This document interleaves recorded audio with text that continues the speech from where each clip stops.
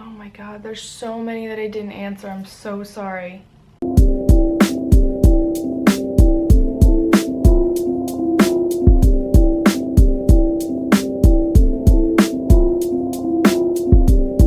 Do you eat the skins of potatoes even when they're not organic? No. Usually, like, I'll just peel them. I don't buy organic potatoes every single time. There probably has been some times that I've eaten the skins of non-organic potatoes and I've lived. But now I do like to either get organic or I will just peel them.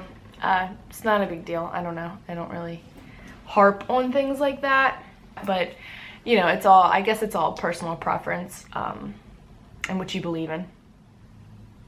Sum up weight loss into 3 easy key points. Okay, I think the 3 key points of losing weight and becoming healthy. Not now, okay, losing weight, the key points of losing weight in a healthy and sustainable way. These are the 3 things that you have got to hit.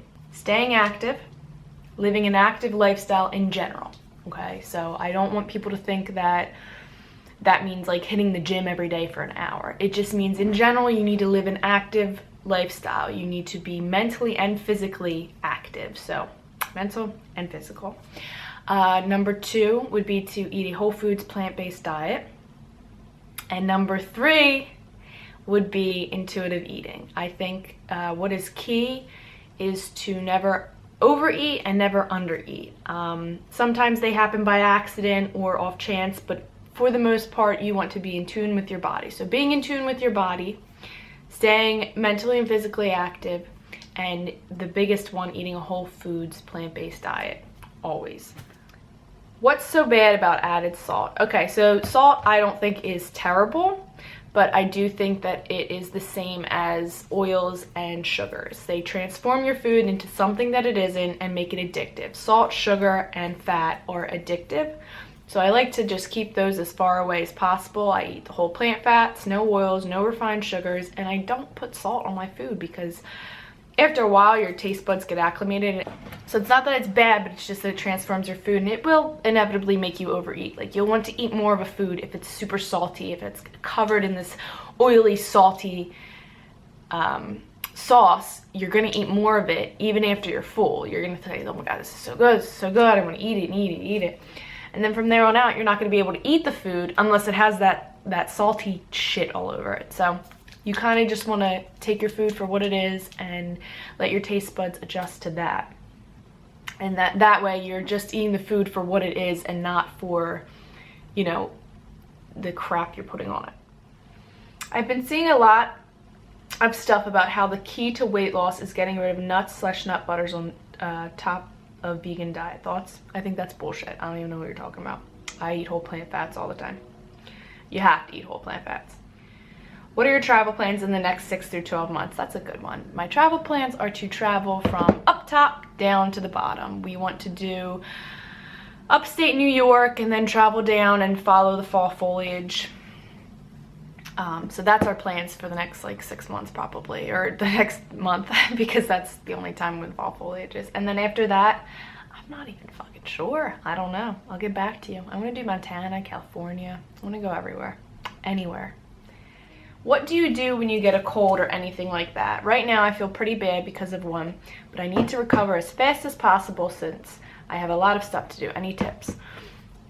So a lot of people think that like you don't get sick or you don't get pimples or you don't get stomach aches when you come to this lifestyle because we talk about all the benefits of feeling energized, of your skin clearing up, of your digestion being healed. And those things happen, but you have to remember that they're still going to happen. Like you will still get stomach aches. I still get stomach aches. I get headaches. I get sick. I get pimples on my face. Like you're still gonna get all of those things, but it's just that they're so much better. Like I used to get sick like 5 or 6 times a year and I can't even remember. Like now I get sick and it's for like maybe 2 days at the most and then I just start clearing up and I don't really get sick that often. My skin is so much better, but every once in a while I will, for I don't know what reason, could be several different reasons, could be all the same reason, could be hormones, could be food, could be water intake, could be whatever it is, I get pimples. I get stomach aches if I don't eat right, or if I'm sick or whatever. Like, you still are gonna get the same thing. So I would just say hydrate, eat enough food, eat plant-based, and rest. What is usually your latest meal in the day? 7 p.m. My question is, what time do you stop eating? I don't have a specific time that I stop eating, but I do, for digestive purposes, just how my digestion works and how a lot of people's digestion works, is that you don't want to eat and then lay down, because when you eat and lay down, you get, acid reflux, indigestion, things don't get digested properly, and also it interferes with your sleep. So like if you're trying to sleep and your body's still digesting food, it uses a lot of energy. So you're using energy while you're trying to restore your energy, and you want to have a very restorative sleep. So, I mean, sometimes I eat like 10 o'clock at night just because it just happens. But most of the time, my last meal ends up being anywhere from like usually it ends up being anywhere from like around 5 to 8 p.m., somewhere around there. But usually around 5 or 6 is when I eat my last meal. And then because I'm eating enough during the day, okay? So I'm not saying eat your last meal and then, oh my God, I'm hungry at 8 p.m. and I can't eat because it's so late and I'm gonna hurt my stomach or whatever. No. Take it back, eat enough during the day so that I'm usually not hungry after 5, 6, 7 p.m. because I've eaten enough during the day that I don't need, I've hit that intuition or whatever. So just making sure that you get really, really in tune with your body and your hunger cues and how much you need and what's going to satisfy you. That way you can then move on to healing your digestion and knowing what works best with your digestion. But that's not every day. Just remember, like, I'm not a freak about timing my meals. Don't time your meals. And that is not for weight loss. That's not anything to do with weight loss. That is purely digestion. This woman's talking about losing hair and she doesn't know why.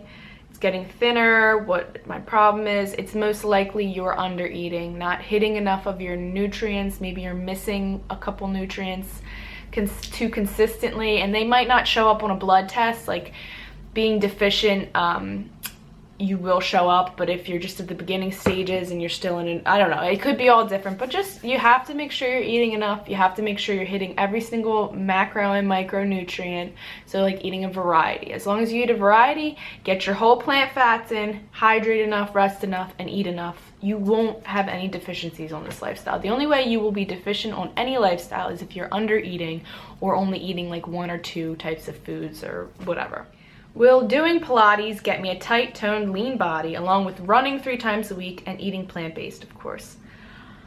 That sounds like a really, really good little regimen or whatever. It probably will, yes. I don't know what your body looks like now. I don't know your past. I don't know how much you're eating now, how much you're not eating. I don't know, but that sounds really, really good. Ooh, how to eat like I do on a really tight budget. Okay, so I did do a video on this, on how much I actually spend on my food, and I snap it all the time because I'm to this day still surprised at how cheap this is.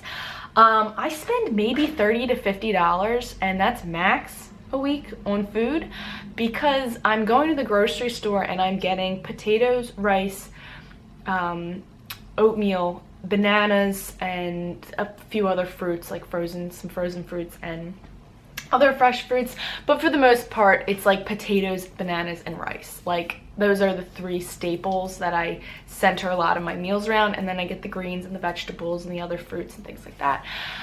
But I spend maybe $30 to $50 a week, and that's carelessly. That's because I buy whatever, I don't have an exact budget for myself because I don't need to have a budget at this moment.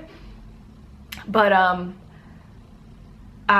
so in general, it's a cheap way to live anyway, so you don't have to really worry about that. My biggest tips for finding the cheapest is to definitely shop around, buy in bulk, and don't go for the pre-packaged vegan foods, because that's not, again, what whole plants even is. A lot of people like to go just out of habit for like the frozen section, the frozen dinners, the frozen meals, and things like that, and you should just steer away from that. Did your family or friends ever look down on you and make life hard for you when you became vegan? And what did you do about this? I know you need to read up and find out loads of info, but when I'm actually there in the moment, it's really hard to convince people. This is terrible to me. I can't tell you how many people make my clients feel bad for wanting to do this and live this way, and how hard it is. And I remember how frustrating it was to try to convince people, like, this is healthy, I feel good, this is right, like, this is correct, or, you know, it was always so hard in the very beginning because it was so frustrating to make people understand. And then I realized what I needed to do. If you're gonna come at me and really ask me, then I will take the time to sit down and talk to you and explain to you what this is, how it works, and yes, being educated is really, really important. So make sure you're really educated and have kind of your basics down, you know, why it's healthy, why eating meat and oils and things like that aren't healthy. Basically that's the two things you need to know. And then from there, you know, gather more information and be able to tell stories and shine that light from yourself, be the prime example of health and happiness in this lifestyle. And if anyone comes at your neck or tries to make you feel bad, then you just cut them off. You either, if it's someone you love and you don't want to start an argument with, just let them talk and do their thing and change the subject, or whatever you need to do to not cause an argument with someone that you really love and care about, because it's not worth it at that point. If you're happy in your journey, stay happy in your journey and just let them think what they want. And I bet you 3 or 4 months down the line, when you are the prime example of health and happiness, they will probably ask you how you're doing it and ask for tips and advice from you and recipes and things like that. And that right there will feel so amazing.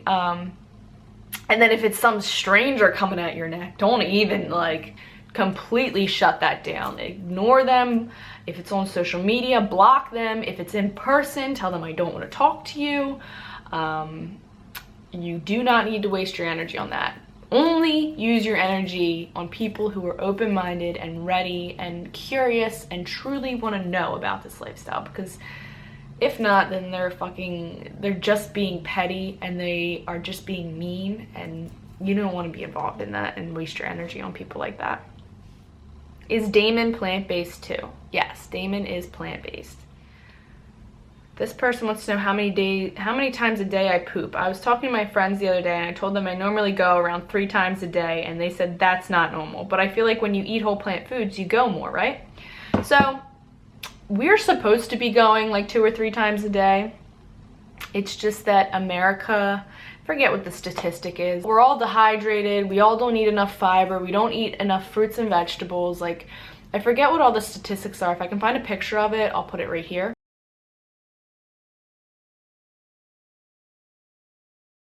But we're all basically eating too much protein and not enough fiber and not enough plants and not enough water, so we are backed the fuck up. Like, I remember when I used to go to the bathroom maybe like once a day or like once every 2 days, and then like sometimes it would be like I'd get backed up for a couple days at a time, and thinking about that now makes me fucking sick. Like, that shit was in me. Literally, that shit was in me for days. Like, that's disgusting. Now I go like 2 or 3 times and I'm like, thank you, Jesus. Like, everything is flowing out of me. That was a big problem. That was a big part of the problem of why my stomach was always so bloated and it always hurt so much. Was because I just was so backed up and I just didn't know it. You know, we don't know it. People think that going once a day or once every 2 days is normal, when you should be going like a couple times a day, just because, you know? So that's totally normal. Would you and Damon ever move to Hawaii to live there permanently? No. Damon said he really, really liked it, so maybe he will, but I definitely will not be moving to Hawaii. Hawaii was amazing, like super amazing and super fun, but I wasn't feeling it. Not to live. Vacation, traveling, hiking, swimming, awesome, but not living. I would not live there. I did not get like any home or good vibes from being there. I felt like I was on vacation, you know what I mean? Like I didn't feel, when we go to the mountains or we go to like Virginia or North Carolina, like I feel at home. Like I feel like just, it feels better. So I think I'm gonna stay around this side of the United States. Tips for someone suffering from severe jealousy issues in a relationship. Don't be in that relationship. I can tell you that much right now. Yeah, just definitely not healthy. I would just break it off, and if you're having the jealousy issues, then you need to take the time to work on your self-love and, you know, all that stuff. And if they have the jealousy issues, then that's not your issue, and you need to cut that off. And if you both have the issues, then you both need to understand that you need to, you know, sever that relationship and work on yourselves, because a relationship should not be focused around any bad things. Jealousy is always going to be a part of a relationship in some aspect, hopefully a very small aspect, but when it controls a relationship, you have to know that you need to work on yourself. What kind of time frame did you take to transition to a plant-based diet? Did you have any digestive issues or dietary issues during your transition? I went overnight, and I did not have any that I can remember. The only thing I had was everything was amped up, like my digestion.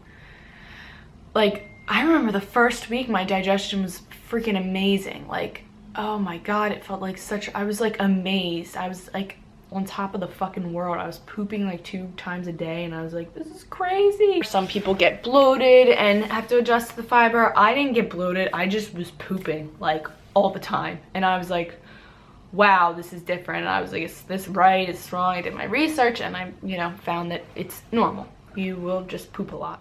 All right, everyone. Thank you so much for watching. I have about 3,000 questions left to answer on my Tumblr. I'm going to try to answer a bunch of them on my Tumblr. And if you want to ask me your questions, just go right here. I will leave the link down in the description of this video, and you can go there, ask me your anonymous questions, and I will either answer them on Tumblr or I will put them in a video like this. And if you're interested in going plant-based, just go to my website, STELLATHELIGHT.com, hit the contact me button, and contact me today. You can tell me your story and why you want to go plant-based. All right, I'll see you guys soon.